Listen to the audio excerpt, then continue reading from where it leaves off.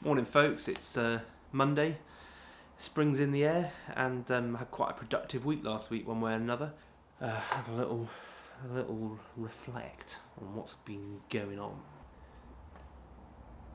So I did this painting, and then I put it up on the wall behind me on a little ledge, and stopped looking at it for a bit, and begin to do something really menial, make a cup of tea, and then maybe cut up some rags with my scissors. I'm just flicking the odd little askance look at my painting, and I feel like the best bit of painting happens in this time. There's this sort of dynamic flurry of getting colours down and painting, making the picture is like 95% of the work, but the last 5% makes 95% of the picture. These tiny adjustments that you can make that really kind of make the magic happen. And this was the same actually, that I painted this and then popped up on the wall there just for a little bit of reflection. And I've got the two photos, so I'll show you what the one tiny change I made from just looking at it for an hour that I think made all the difference. And that was here. You'll see in the photo that originally there was more of this sort of purple cloud in the foreground, and it was lower, and it like took the sort of energy of the painting this way, and by correcting it more upwards it got that spherical feeling. And I just think like this is the sort of practical approach to painting that doesn't make a video. What's tempting to do when you make a video of painting is to have lots of kind of short clips of action, of things changing rapidly, you know, the exciting stuff. It's like, what are the 6 steps that took you from a blank canvas to a charcoal drawing to an underpainting, and then a few big dramatic exciting strokes. They're actually like these tiny, quite internal adjustments and not nearly such exciting stuff to make. And that's really what I think makes all the difference, but it's rather dull to show you. Anyway, I can tell from the dropping temperature in here that my fire's going out despite my best efforts to light it this morning, so I better go to tend to that.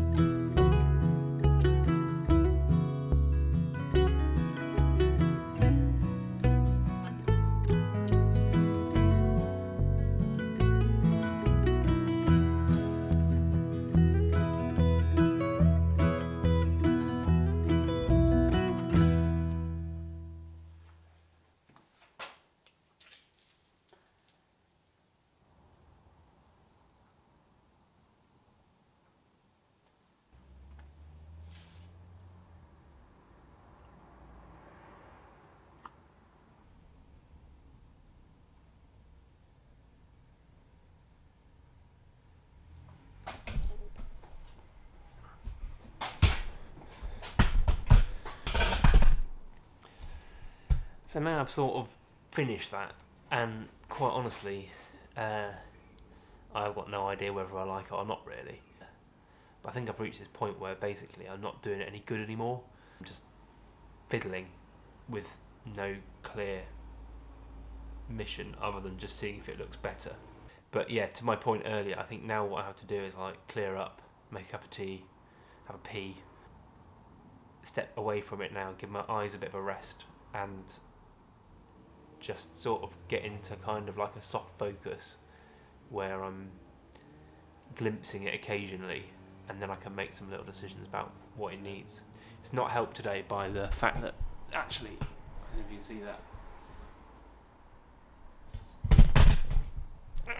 it's pretty sunny, and the light in my workshop is funny, because I've got really powerful strip lights and all like this, you know, this bunch of, I don't know if you can see, skylights. So it's a bit of an art. It's a bit of an art getting the painting somewhere where I can actually see it properly. But yeah, I think that's probably what we're going to do now.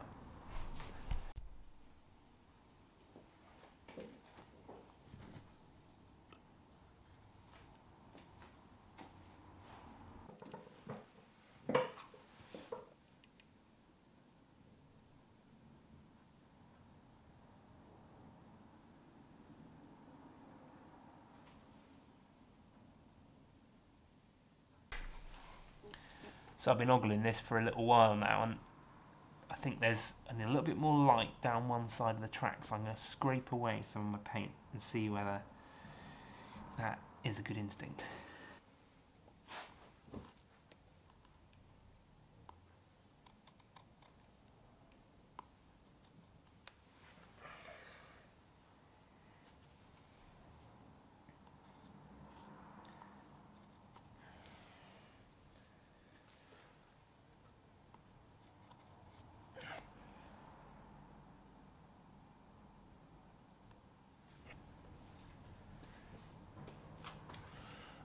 No, don't think it was, but what are you going to do?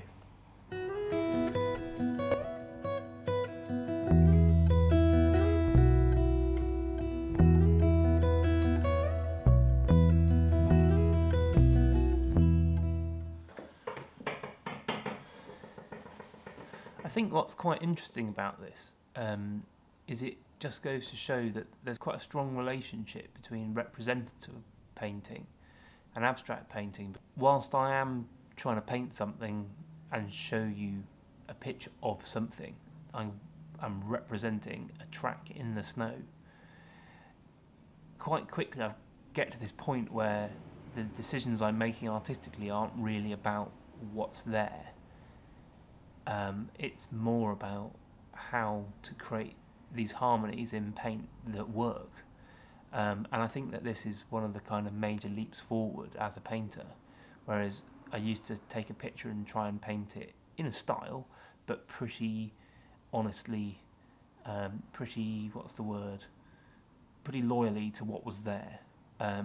Now I take a picture and it captures a place or a feeling, and I use it as a bit of a guide, but really the painting's happening internally in my head, and all these little decisions and these musings that I've been doing, kind of looking at it, and is kind of weighing up the artistic merits, the aesthetic merits really, of how it looks from one minute to the next.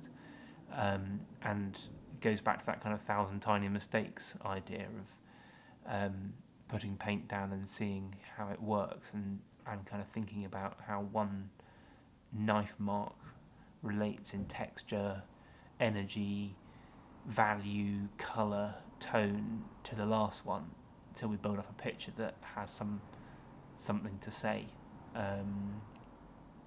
Yeah, fascinating really.